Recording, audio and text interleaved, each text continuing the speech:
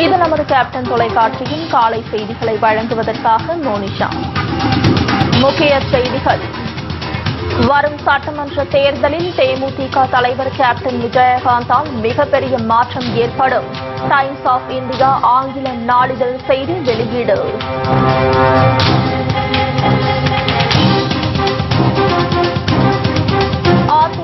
திமுக ஊழல் ஆட்சிக்கு முற்றுப்புள்ளி வைக்க வேண்டும் என திருமதி பிரேமலதா விஜயகாந்த் வேண்டுகோள். தேமுதிக மக்கள் நல கூட்டணி வரும் தேர்தலில் மாபெரும் திருப்பு முனையை ஏற்படுத்தும் எனவும் நம்பிக்கை.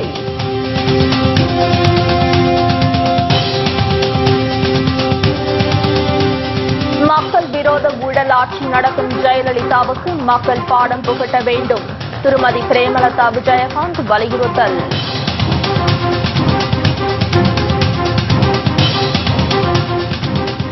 தமிழகத்தில் தேமுதிக தலைவர் கேப்டன் விஜயகாந்த் தலைமையில் ஆட்சி அமையும்.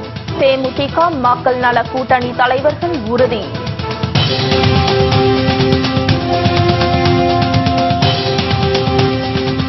ஜெயலலிதா மீதான சொத்து குவிப்பு வழக்கு உச்சநீதிமன்றத்தில் இன்று முதல் மீண்டும் விசாரணை.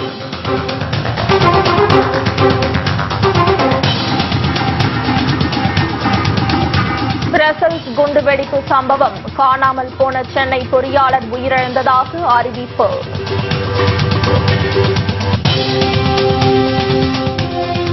விரிவான செய்திகள். வரும் தமிழக சட்டமன்ற தேர்தலில் தேமுதிக தலைவர் கேப்டன் விஜயகாந்தால் மிகப்பெரிய மாற்றம் ஏற்படும் என டைம்ஸ் ஆஃப் இந்தியா ஆங்கில நாளிதழ் செய்தி வெளியிட்டுள்ளது. கடந்த 50 ஆண்டு காலமாக மாறி மாறி ஆட்சி செய்து வந்த அதிமுக, திமுக கட்சிகளுக்கு மாற்றாக தேமுதிக தலைவர் கேப்டன் விஜயகாந்த் உருவெடுத்துள்ளதாக அதில் தெரிவிக்கப்பட்டுள்ளது. எந்தவொரு ஊழலிலும் ஈடுபடாத சிறந்த எதிர்க்கட்சி தலைவராக கேப்டன் விஜயகாந்த் உள்ளதாகவும் கூறப்பட்டுள்ளது. தேமுதிக மக்கள் நல கூட்டணி இணைந்துள்ளது மக்களிடையே பெரும் வரவேற்பை பெற்றுள்ளதாகவும் வரும் சட்டமன்ற தேர்தலில் இவ்விரு கூட்டணியும் ஆட்சி அமைப்பதற்கான வாய்ப்பு அதிக அளவில் உள்ளதாகவும் தெரிவிக்கப்பட்டுள்ளது. டெல்லியில் ஏற்பட்ட ஆட்சி மாற்றம் போன்று தமிழகத்தில் தேமுதிக மக்கள் நல கூட்டணியால் ஆட்சி மாற்றம் ஏற்படுவதற்கான வாய்ப்பு அதிகம் உள்ளதாகவும் கூறப்பட்டுள்ளது. அதே சமயம் பல ஆண்டுகளாக ஊழலில் ஈடுபட்டு வரும் அதிமுக, திமுக கட்சிகளுக்கு வரும் சட்டமன்ற தேர்தலில் கடும் பின்னடைவு ஏற்படும் என்றும் மக்கள் இவ்விரு கட்சிகள் மீது கடும் அதிருப்தியில் உள்ளதாகவும் தெரிவிக்கப்பட்டுள்ளது. குறிப்பாக கடந்த ஆண்டு டிசம்பர் மாதம் ஏற்பட்ட வெள்ளத்தில் மக்களுக்கு உரிய நிவாரணம் சென்றடையாதது, அடுத்தபடியாக மக்களை அதிக பாதிப்பிற்கு உள்ளாக்கியுள்ள மின்வெட்டு பிரச்சினைக்கு தீர்வு காணப்படாதது போன்றவை அதிமுக அரசு மீது மக்களுக்கு கடும் கொந்தளிப்பை ஏற்படுத்தியுள்ளதாகவும் கூறப்பட்டுள்ளது.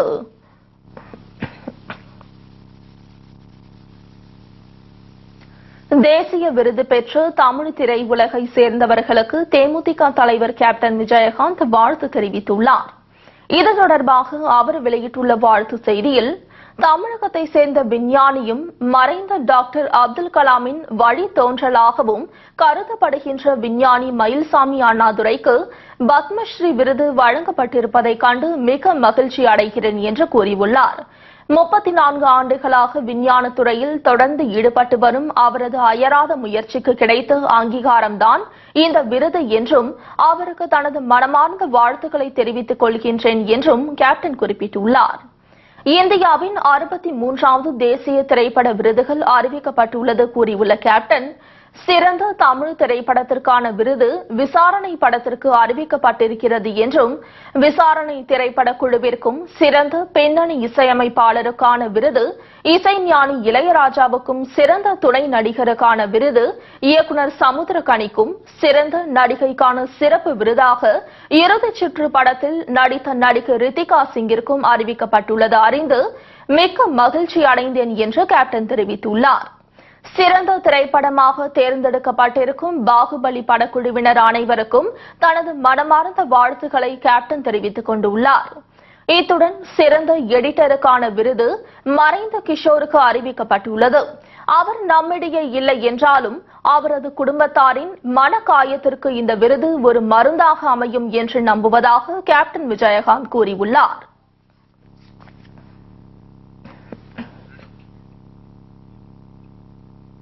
திமுக அதிமுகவுக்கு மாற்றாக அமைந்துள்ள தேமுதிக மக்கள் நல கூட்டணி லஞ்சம் ஊழல் இல்லாத ஆட்சியை உருவாக்க அனைவரும் ஆதரவு அளிக்க வேண்டும் என திருமதி பிரேமலதா விஜயகாந்த் வேண்டுகோள் விடுத்துள்ளார். தேமுதிகவின் தேர்தல் அறிக்கைகளை தமிழக மக்களிடம் எடுத்துக் கூறும் வகையில் திருநெல்வேலி, தூத்துக்குடியை, மதுரையை தொடர்ந்து தஞ்சாவூரில் தேர்தல் அறிக்கை விளக்க பொதுக்கூட்டம் பிரம்மாண்டமான முறையில் நடைபெற்றது. இந்த பொதுக்கூட்டத்தில் எழுச்சி உரையாற்றிய திருமதி பிரேமலதா விஜயகாந்த் 50 ஆண்டு காலத்திற்கு பிறகு அதிமுக திமுகவுக்கு மாற்றாக தமிழகத்தில் தேமுதிக மக்கள் நல கூட்டணி அமைந்துள்ளது மகிழ்ச்சி அளிப்பதாக தெரிவித்தார். கும்பகோணம் தீ விபத்தில் பாதிக்கப்பட்ட குழந்தைகளின் குடும்பங்களுக்கு முதலில் உதவிகரம் நீட்டியவர் கேப்டன் தான் என்று பெருமிதம் தெரிவித்தார். மேலும் நாட்டின் முதுகெலும்பாக கருதப்படும் விவசாயத்தையும் விவசாயிகளின் பிரச்சினைகளையும் தீர்வு காண்பதில் தேமுதிக மக்கள் நல கூட்டணி உறுதியுடன் உள்ளதாக தெரிவித்தார். தமிழக அரசியலில் தேமுதிக மக்கள் நல கூட்டணி புதிய திருப்புமுனையை ஏற்படுத்த போகும் கூட்டணி என்றும் அவர் தெரிவித்தார். இன்னைக்கு கூட கும்பகோணம் பக்கத்துல ஒரு விவசாயி இறந்திருக்காரு. அது தற்கொலையா கொலையான்னு உடனே இவங்க ஏதாவது ஒண்ணு மாற்றி போட்டுறாங்க. இன்னைக்கு வாங்கின கடனை கட்ட முடியாத விவசாயிகள் இன்னைக்கு தற்கொலைக்கு இன்னைக்கு அதிகமாக செல்லக்கூடிய ஒரு ஆட்சியாக அதிமுகவின் ஆட்சி இங்க நடந்து கொண்டிருக்கு. அதே மாதிரி இங்க பாத்தீங்கன்னா விளைநிலங்கள் பூராமே விற்று ரியல் எஸ்டேட்ல இன்னைக்கு விற்கக்கூடிய ஒரு நிலைமை ஆயிடுச்சு. அதான் ஒரு விவசாயி வேதனையோட சொன்னாரா, உங்ககிட்ட பகிர்ந்துக்கணும். நெல்லு போட்ட, கரும்பு போட்ட, வாழை போட்ட, விற்க முடியல. ஆனா பிளாட் போட்டு விக்கிறேன்னு கல்ல நட்ட உடனே இடம் பூரா வித்து போச்சுன்னு சொன்னாரா. சோ எந்த அளவு விவசாயம் இன்னைக்கு போயிட்டு இருக்கிறது என்பதை நம்ம சிந்திச்சு பார்க்கணும். ஆனா இன்னைக்கு விவசாயிகள் நிலைமை இப்படியே போயிட்டு இருந்துச்சுன்னா அரிசி 1 கிலோ அரிசி 1000 ரூபாயில 2000 ரூபாய்க்கு போனாலும் ஆச்சரியம் இல்லை. வெளிநாட்டுல இருந்து நம்ம இறக்குமதி செய்யக்கூடிய ஒரு நிலைமைக்கு கூட தமிழகம் தள்ளப்படக்கூடிய ஒரு அவல நிலைக்கு நிச்சயம் உருவாகும். தஞ்சை மாநகராட்சியில் நிலவும் அடிப்படை பிரச்சினைகளை பட்டியலிட்டு திருமதி பிரேமலதா விஜயகாந்த் அதிமுக ஆட்சியில் இந்த மாநகராட்சி சீர்குலைந்து விட்டதாக குற்றம் சாட்டினார். கமிஷன் பெறுவதில் மட்டுமே ஆளும் கட்சியினர் குறியாக உள்ளதாக அவர் கண்டனம் தெரிவித்தார். தொடர்பு எல்லைக்கு அப்பால் இருக்கும் முதலமைச்சரை போன்று அவரது கட்சி மேயர்களும் உள்ளதாக விமர்சித்த திருமதி பிரேமலதா விஜயகாந்த் இத்தகைய அவல ஆட்சி நடத்தும் ஜெயலலிதாவுக்கு மக்கள் பாடம் புகட்ட தயாராக உள்ளதாக அவர் தெரிவித்தார். ஏன்னா இன்னைக்கு டெல்டா பகுதி விவசாயிகள் அந்த அளவு இன்னைக்கு மழை வெள்ளத்தில் பாதிக்கப்பட்டிருக்காங்க. எத்தனை கொடுமைகள்! ஒரு பக்கம் பிரச்சனை கிடையாது, ஒரு பக்கம் மழை ஜாஸ்தி வந்தா நிலங்களை வீணா போகுது. இன்னொரு சைடு இப்ப பாருங்க, இப்பதான் சம்மரே ஸ்டார்ட் ஆகுது, அதுக்குள்ள பார்த்தா தண்ணி இல்ல, எங்கேயுமே தண்ணி கிடையாது. குடிக்கிறதுக்கு கூட தண்ணி இல்லாத ஒரு நிலைமை இன்னைக்கு தமிழ்நாடு முழுக்க வந்துருச்சு. கரை புரண்டு ஓடுச்சு தண்ணி. ஆனா அதை சேமிக்கி வைக்கிற ஒரு கெப்பாசிட்டி, ஒரு நிர்வகிக்கிற திறமை இல்லாத அரசு இங்க இருக்கிறதுனால 200% தண்ணி இன்னைக்கு கடல்ல வீணாக கலந்திருக்கிறது. அதை முறையாக பயன்படுத்தக்கூடிய அளவு இங்க இருக்கிற ஆறு, ஏரி, குளம், குட்டைகள் தூர்வாரப்பட்டு தடுப்பணைகள் கட்டப்பட்டு அந்த தண்ணி நல்லபடியாக சேமித்து வைக்கப்பட்டிருந்தால் இந்த கோடை காலத்துல நமது விவசாய மக்கள் கர்நாடகாவையோ கேரளாவையோ கையேந்தி நிக்க வேண்டிய அவசியமே இல்லாமல் தமிழகத்தின் தண்ணீரே நம்ம விவசாயிக்கு போதிய அளவு நம்மால் கொடுக்க முடியும் என்ற நிலையை நம்ம உருவாக்கி இருக்க முடியும். ஆனா இதெல்லாம் செய்தார்கள் ஆளும் கட்சியினர். சிந்திச்சு பார்க்கணும். நம்ம ஒவ்வொருத்தரும் ஏதோ ஓட்டுக்கு 500 ரூபாய் கொடுத்துறாங்கன்னு தயவு செஞ்சு போய் ஓட்டு போட்டு மக்களும் முன்னேறல, தமிழ்நாடு முன்னேறாத நிலைமை இன்னைக்கு தமிழ்நாடு முழுக்க வந்துருச்சு. தமிழகத்தில் ஸ்டிக்கர் ஆட்சி நடத்தி வரும் ஜெயலலிதா தனக்கு தானே பாராட்டு விழா நடத்தி கொண்டதுதான் அவரது 5 ஆண்டு கால சாதனை என்று கண்டனம் தெரிவித்தார். விவசாயிகளுக்கு ஜெயலலிதா அரசு செய்த வளர்ச்சி திட்டங்களை கூற முடியுமா எனவும் திருமதி பிரேமலதா விஜயகாந்த் கேள்வி எழுப்பினார். தமிழகத்தில் விவசாயிகளை வஞ்சிக்கும் ஒரு அவல ஆட்சி நடப்பதாக கூறிய அவர், விவசாயிகளை தற்கொலைக்கு தள்ளக்கூடிய இந்த ஆட்சிக்கு முடிவு கட்ட வேண்டும் என கேட்டுக் கொண்டார். தனக்குத்தானே ஒரு பாராட்டு விழாவை நடத்திய முதல்வர் ஜெயலலிதா அவர்கள் தான். ஒரு சாதனை செஞ்சுட்டு அந்த சாதனை மூலம் விவசாயிகள் சந்தோஷமா இருந்து அந்த மக்கள் கூட்டி ஒரு பாராட்டு விழா ஏற்பாடு பண்ணா அது உண்மையான பாராட்டு விழா. இன்னைக்கு விவசாயிகள் அதிக தற்கொலையில தமிழ்நாடு இன்னைக்கு 3வது இடத்துல இருக்கிறது இந்தியாவிலேயே. உங்களுக்கு ஒரு பாராட்டு விழா இந்த தமிழ்நாடு, அதுவும் தஞ்சையில் தேவையா என்ற கேள்வியை மக்கள் கேள்வியாக ஜெயலலிதாவிற்கு இந்த நேரத்திலே நான் வைக்கிறேன். ஏன்னா நம்ம இன்னைக்கு தட்டுல சாப்பாடுல கை வைக்கணும்னா ஒவ்வொரு விவசாயியும் இன்னைக்கு சேத்துல கால வச்சாதான் நீங்க தட்டுல சாப்பாடுல கை வைக்க முடியும். ஆனா இன்னைக்கு அந்த விவசாயிகள் வாழ்றதுக்கு ஒரு வழி செய்யாம உங்களுக்கு பாராட்டு விழா தேவையா என்ற கேள்வியை நான் கேட்கிறேன். இன்னைக்கு காவேரி மீட்டெடுத்த தாயே, பொன்னியின் செல்விய, எத்தனை டைட்டில்ஸ், ஆனா அந்த உண்மையிலே விவசாயிகள் வாழ்ந்தார்களா என்ற கேள்வியை ஜெயலலிதா அவர்களின் மனசாட்சிக்கு நான் மக்கள் கேள்வியாக வைக்கிறேன்.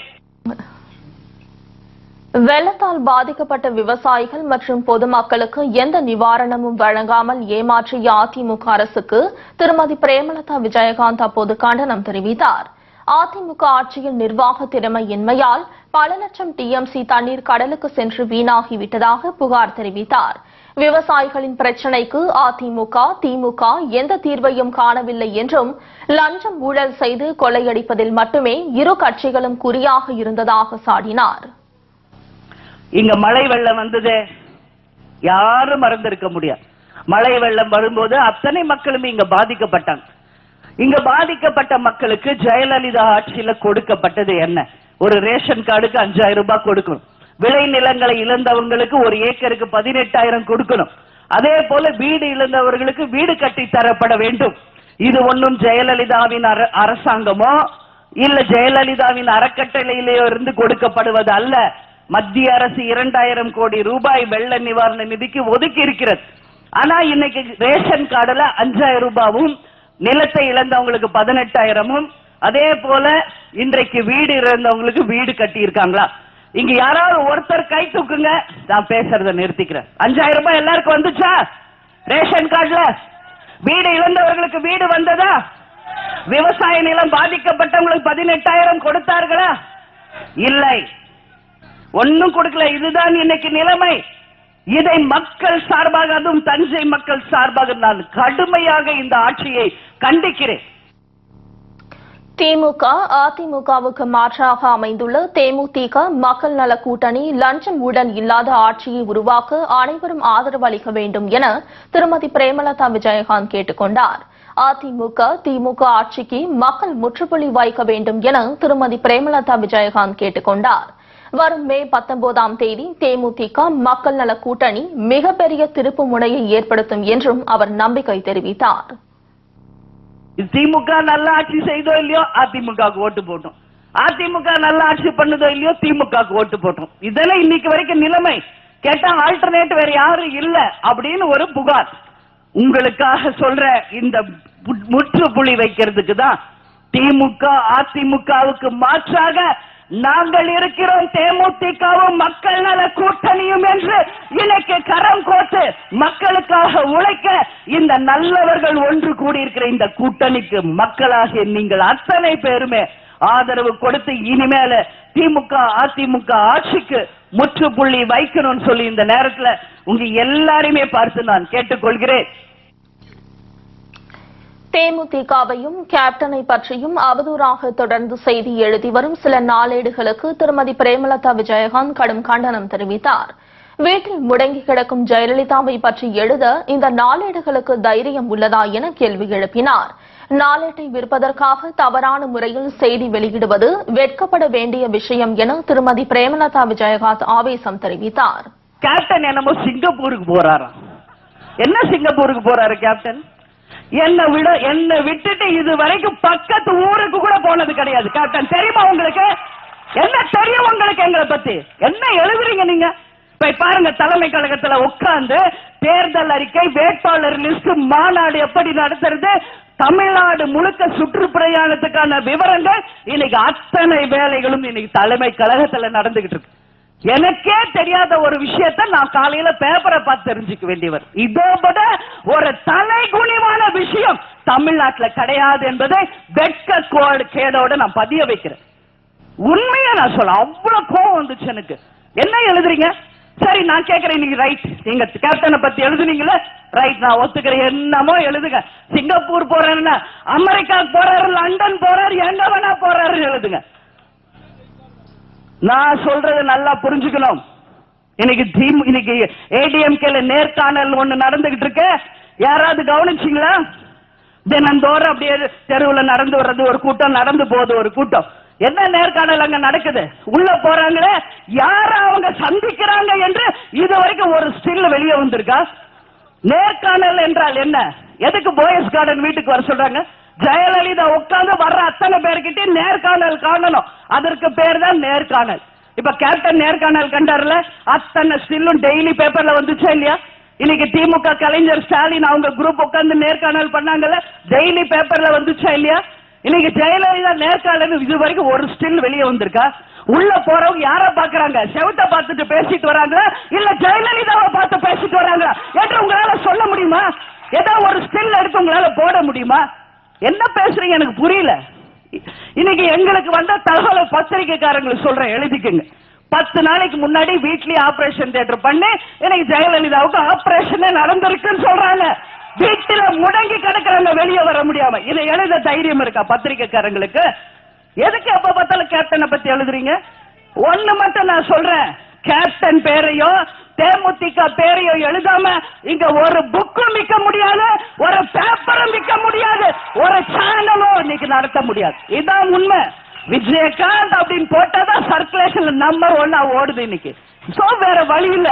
ஒண்ணு திட்டனாலும் சரி, வாழ்த்துனாலும் சரி, கேப்டன் பேரை உங்களால அவாய்ட் பண்ண முடியாத நிலைமை இன்னைக்கு ஒட்டுமொத்த தமிழ்நாட்டுல வந்துருச்சு. கேப்டன் பேசுறது புரியல. என்ன புரியல உங்களுக்கு? என்ன புரியல? எனக்கு புரியல. சொல்லுங்க பாப்போம். குண்டடிப்பட்ட பிறகு எம்ஜிஆர் வந்து பொதுக்கூட்டத்துல பேசினாரு. அவர் பேசினது யாருக்காவது புரிஞ்சுச்சா? யாருக்காவது புரிஞ்சுச்சா? எம்ஜிஆர் என்ன பேசுறாரு புரிஞ்சுச்சா? ஏன் அன்னைக்கெல்லாம் யாரும் அதை பத்தி எழுதல? இன்னைக்கு சொல்றீங்க கேப்டனை பத்தி. உங்களுக்கு என்ன தெரியும்? இன்னைக்கு கொஞ்சம் சளி, அவருக்கு பிரச்சனை, சைனஸ் இருந்தா ஓப்பனா தானே சொன்ன அன்னைக்கு. அதை வச்சு உடனே தொண்டைக்கு சிகிச்சை பெறது சிங்கப்பூர் போறாரு.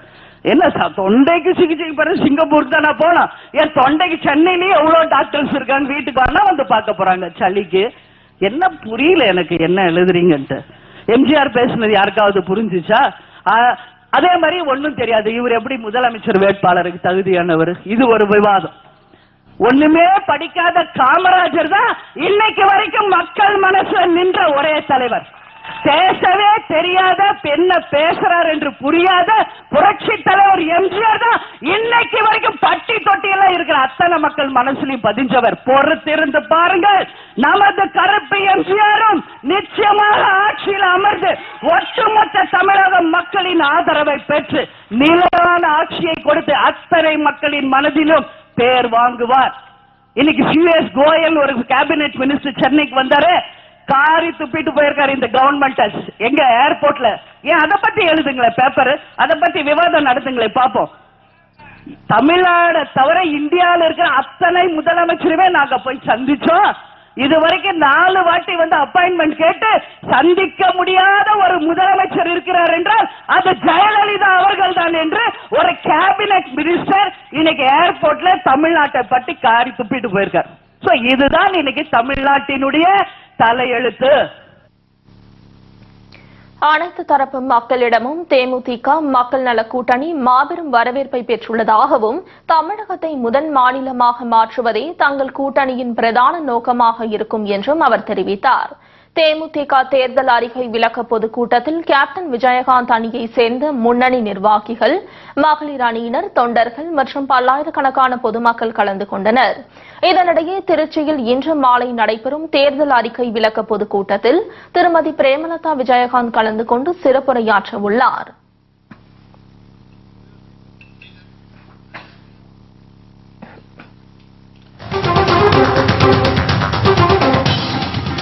உரிய ஆவணங்கள் இன்றி வைக்கப்பட்டிருந்த 46 லட்சம் ரூபாய் பறிமுதல். மன்னார்குடியில் தேர்தல் பறக்கும் படையினர் நடவடிக்கை. விவரம் இடைவேளைக்கு பிறகு. தேமுதிக ஆட்சிக்கு வந்தால் தமிழக மக்களுக்கும் விவசாய பெருங்குடி மக்களுக்கும் செயல்படுத்தப்படும் திட்டங்கள் குறித்து திருமதி பிரேமலதா விஜயகாந்த் பட்டியலிட்டார்.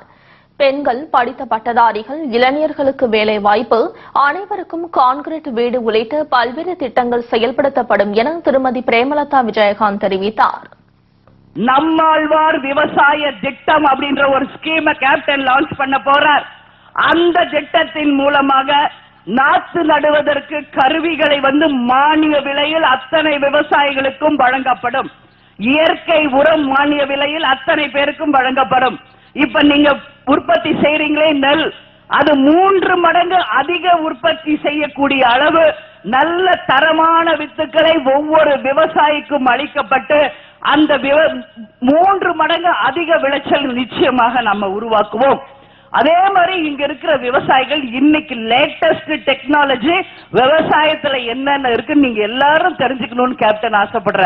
வெண்மை புரட்சி, பசுமை புரட்சி, 2 புரட்சிகளையுமே நமது புரட்சி கலைஞர் அவர்கள்தான் இந்த விவசாய மக்களுக்கு உருவாக்க போகிறார் என்ற என்னுடைய கருத்து மாற்று கருத்து இல்ல. அதே போல கீழ் வெண்மணி ஓய்வூதிய திட்டம் இதுவரைக்கும் யாரும் அறிவிக்காத திட்டம் கேப்டன் அவர்களால் நம்ம விவசாய மக்களுக்கு வழங்கப்படும் என்பதை உறுதியாக இந்த நேரத்தில் சொல்றேன். அதாவது 60 வயசான விவசாயிகளுக்கு இந்த ஓய்வூதிய திட்டத்தின் மூலமாக மாதந்தோறும் 2500 ரூபாய் உங்கள் வீடு தேடி வரும் என்ற உறுதியை உங்கள் முன்னாடி இப்ப நான் சொல்றேன். இதன் மூலமாக 30 லட்சம் விவசாயிகள் பலனடைவார்கள். அதே போல மீனவர்களுக்கு ஓய்வூதிய திட்டம் இருக்கு, நெசவாளர்களுக்கும் ஓய்வூதிய திட்டம் இருக்கு. அதே போல அப்துல் கலாம் கிராம பொலிவு திட்டம் என்று ஒன்னு கேப்டன் சொல்றாரு. 12,620 கிராமங்கள் இந்த திட்டத்தின் மூலம் பலனடைய போகிறது. குறைஞ்சபட்சம் ஒவ்வொரு குடும்பமும் 25,000 ரூபாய் இனிமேல வருமானம் சம்பாதிக்கிற அளவு உங்கள் வாழ்க்கை தரத்தை இந்த அப்துல் கலாம் கிராம பொலிவு திட்டம் உங்களை முன்னேற்ற போகிறது என்ற உறுதியை உங்க முன்னாடி நான் வைக்கிறேன். அதாவது ஆடு, மாடு, கோழி, பட்டுப்பூச்சி, தேனீ, பழம் நடுதல், மரக்கன்றுகள் நடுதல் மூலமாக உங்களுக்கு வேலை வாய்ப்பையும் வருமானத்தையும் உயர்த்துவோம். யாருக்கெல்லாம் வீடுகள் இல்லையோ அத்தனை மக்களுக்குமே ஒரு வீடு நிச்சயமாக கேப்டன் அவர்களால கட்டாயம் கட்டி தரப்படும். இனிமேல் தமிழ்நாட்டில் குடிசைகளே இல்லாத ஒரு தமிழகமாக நிச்சயமாக நாம மாற்றுவோம் என்ற உறுதியை இந்த நேரத்தில் உங்க எல்லார் முன்னாடியும் தெரிவித்துக் கொள்வதில் பெருமகிழ்ச்சி அடைகிறேன். இது எல்லாம் விவசாயிகள் இங்க சிறப்பாக இருக்கணும்ன்றதுல மாற்று கருத்து இல்ல.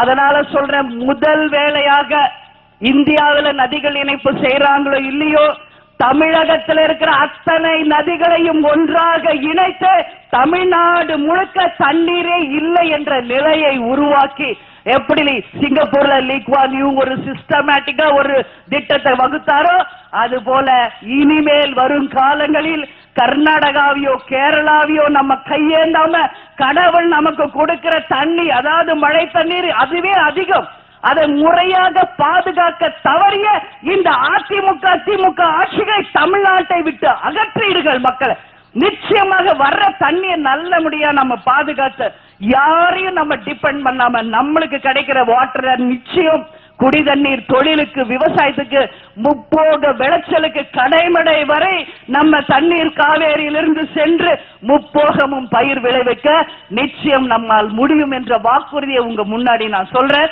உடனடியாக தமிழகத்தில் இருக்கிற அத்தனை நதிகளும் இணைக்கப்படும். அதன் மூலம் ஏரி, குளம், குட்டை எல்லாமே தண்ணீரால நிரப்பப்பட்டு அதை முறையாக பாதுகாக்கப்பட்டு அத்தனை மக்களின் பயன்பாட்டிற்கும் நாங்கள் கொண்டு வருவோம். எப்படி முடியும்னு கேட்கலாம். பாருங்க, பொறுத்திருந்து பாருங்கள். ஒரு வாய்ப்பு மக்கள் கொடுக்கும் பொழுதுதான் எப்படி இதை கேப்டன் செய்கிறார் என்று உங்களுக்கு தெரிய வரும். இந்த தேமுதிக மக்கள் நல கூட்டணிக்கு உண்மையான கூட்டணி யார் தெரியுமா? தமிழக மக்களாகிய நீங்கள் தான் எங்களுடைய கூட்டணி. நம்ம கிட்ட காசு இல்ல, பணம் இல்ல, கோடிக்கணக்கான லஞ்சம் ஊழல் காசு நம்ம கிட்ட இல்ல. ஆனா கோடிக்கணக்கான மக்களின் மனசு நம்ம கிட்ட இருக்கிறது. கோடிக்கணக்கான மக்களின் ஆதரவு இந்த கூட்டணிக்கு இருக்கிறது. உறுதியாக நம்மால் தமிழகத்தின் நதிகளை இந்தியாவிலே முதன் மாநிலமாக இதை மாற்றி நிச்சயமாக இணைத்து காமிப்போம். அதே போல கேப்டனின் கனவு திட்டமான ரேஷன் பொருட்கள் வீடு தேடி வரும் என்று கேப்டன் தான் முதல் ஆளா சொன்னாரு. உறுதியாக அந்த திட்டம் நிச்சயம் கேப்டன் ஆட்சியில் நிறைவேற்றப்படும். ஆமா, இது எப்படி இவங்க செய்ய போறாங்க அப்படின்னு உடனே எதிர்கட்சிக்காரங்க கிண்டல் பண்ணுவாங்க. அவங்களுக்கு என்ன வேற வேலை? உங்களால செய்ய முடியாட்டி போங்க, எங்க கேப்டனால் அது மக்களுக்கு செய்ய முடியும். இன்னைக்கு அப்படியே ரோட்ல வர்றப்ப நாங்க பார்ப்போம், ரெண்டு கடையில தான் கூட்டம் அதிகமா இருக்கும். ஒண்ணு பார்த்தா பெண்கள் அதிகமா எங்கடா நிக்கிறாங்கன்னு பார்த்தா ஒண்ணு ரேஷன் கடை, ஆண்கள் எங்கடா அதிகமா நிக்கிறாங்கன்னு பார்த்தா டாஸ்மாக் கடை. இங்கதான் கூட்டம் அதிகமா இருக்கும். சோ இந்த ரெண்டு பிரச்சனையுமே தீர்க்கணும். ரேஷன் கடை முன்னாடி என் தாய் குலங்கள் கால் கடுக்க நிக்க கூடாது. அவங்களுக்கு வேண்டிய பொருள் அவங்க வீடு தேடி நிச்சயமாக கொண்டு போய் சேர்த்தால் அவர்களுக்கு வேண்டிய வேலைக்கு போலாம், வருமானத்தை பார்க்கலாம், மற்ற வேலையை பார்க்கலாம். அதே போல இங்க இருக்கிற டாஸ்மாக் கடைகளை படிப்படியா குறைக்கிறது மூலமாக இங்க இருக்கிற கோடிக்கணக்கான மக்களின் வாழ்க்கையை உயர்த்த முடியும் என்ற உறுதியோட இன்னைக்கு கேப்டன் ரெண்டு திட்டத்தையுமே இன்னைக்கு ரொம்ப கேர்ஃபுல்லா வாட்ச் பண்ணிக்கிட்டு இருக்கார். எப்படி உங்களால ரேஷன் பொருள் கொடுக்க முடியும்? இது கேட்பாங்க. நான் சொல்லிட்டா, வீடு தூரம் சிலிண்டர் கொண்டு வந்து கொடுக்கறாங்களா? புக் பண்ணா ஒரு லெட்டர் எங்கேயோ இருந்து போட்டா வீட்டுல கொண்டு வந்து கொடுக்கறாரா போஸ்ட்மேன்? பால் பாக்கெட் சொன்னா வீட்டுக்கு வருதா? நியூஸ் பேப்பர் வீட்டுக்கு வருதா? கரண்ட் எவ்வளவு ரீடிங் ஓடி இருக்குன்னு வந்து மின்சாரத்துறை வந்து எடுக்கிறாங்களா? இதெல்லாம் பண்றாங்கல்ல. அப்ப ஏன் ரேஷன் பொருள் உங்க வீடு தேடி வராது? இதெல்லாம் வரும் பொழுது ஏன் ரேஷன் பொருள் வராது? சிந்திச்சு பாருங்க. ஏன் இந்த ரெண்டு கட்சி இதை செய்யல என்பதையும் உங்களுக்கு சொல்றேன். இதுல கமிஷன் அடிக்க முடியாது, லஞ்சம் வாங்க முடியாது, ஊழல் பண்ண முடியாது, கோடிக்கணக்கா சொத்தை சேர்க்க முடியாது. வேற வழியில மக்கள் இதை கேட்ட கொடுத்தாகணும். சோ அவங்க வந்து இந்த ஸ்கீம்குள்ள எல்லாம் வரமாட்டாங்க. எப்படி போனாலும் அவங்களுக்கு வருமானம் வரணும், அது மட்டும்தான் அவங்க கை வைப்பாங்க. மணல் எப்படி கொள்ளடிக்கிறாங்க பாத்தீங்களா? இன்னைக்கு தமிழ்நாடே தண்ணி இல்லாம கஷ்டப்படுறதுக்கு ஃபர்ஸ்ட் ரீசன் இங்க இருக்கிற மணல் கொள்ளை. உடனடியாக அந்த மணல் கொள்ளையை இரும்பு கரம் கொண்டு கேப்டன் வந்த மறுநாளே நிச்சயமாக ஆர்டர் போடுவார். மாற்று கருத்தே கிடையாது. அதற்கு பதில் செயற்கை மணல் நம்மால தயாரிக்க முடியும். இன்னைக்கு மலேசியா, சிங்கப்பூர், இந்தோனேஷியா எல்லா கண்ட்ரீஸ்லயும் நீங்க போய் பாருங்க, இயற்கை வளங்கள் மேல யாராவது கை வைக்கிறாங்களான்னு எடுக்க மாட்டேன். பக்கத்துல இருக்க கேரளா, எதுக்கு நம்ம வெளிநாட்டுக்கு போகணும்? அங்க மணல் அள்ளுறாங்களா கேரளால? அவங்க ஸ்டேட்ல இருக்கிற மணலை மட்டும் யாரும் அள்ளக்கூடாது, யாரும் எடுக்க கூடாது. கேரளாவுக்கு மணல் வேணும்னாலும் இங்க தமிழ்நாட்டுல இருந்து திருடி கடத்தி கொண்டு போகணும். என்ன தமிழ்நாடு என்ன இன்னைக்கு எல்லாருக்கும் வந்து அடிமைப்பட்ட நாடா இது? தண்ணி வேணா உங்ககிட்ட கையேந்தணும், மணல் வேணும்னா இங்க இருந்து திருடி உங்களுக்கு கொடுக்கணும். இன்னைக்கு மருத்துவ கழிவுகள் எல்லாம் இன்னைக்கு கேரளால இருக்கிற மருத்துவ கழிவுகள் எங்க கொண்டு வந்து கொட்டுறாங்க? நம்மளுடைய பார்டர்ஸ்ல கொண்டு வந்து கொட்டிட்டு போறாங்க. அதை கேட்கறதுக்கு இங்க ஆள் கிடையாது. இதனால விளைநிலங்கள் பாதிக்கப்படுது. எங்கேயாவது ஒரு செக் போஸ்ட்ல கடினமான ஒரு உத்தரவு போட்டு வெளி மாநிலத்துல வந்து வர்ற பொருளை இந்த மாதிரி கொட்டக்கூடாதுன்னு யாராவது தடுத்திருக்காங்களா? கிடையாது. வேண்டி காசை வாங்கிக்கிட்டு என்னமோ போய் கொட்டு, என்னத்தையோ பண்ணு, யாரும் கண்டுக்கிறது இல்ல. இந்த நிலையெல்லாம் மாறணுமா மாற வேணாமா? நீங்க தான் சொல்லணும். எனக்கு மாறணுமா மாற வேணாமா? இத்துடன் செய்திகள் நிறைவடைகின்றன. உண்மை செய்திகளை உள்ளது உள்ளபடி உடனுக்குடன் தெரிந்து கொள்ள தொடர்ந்து இணைந்திருங்கள் நமது கேப்டன் செய்திகளுடன். வணக்கம்.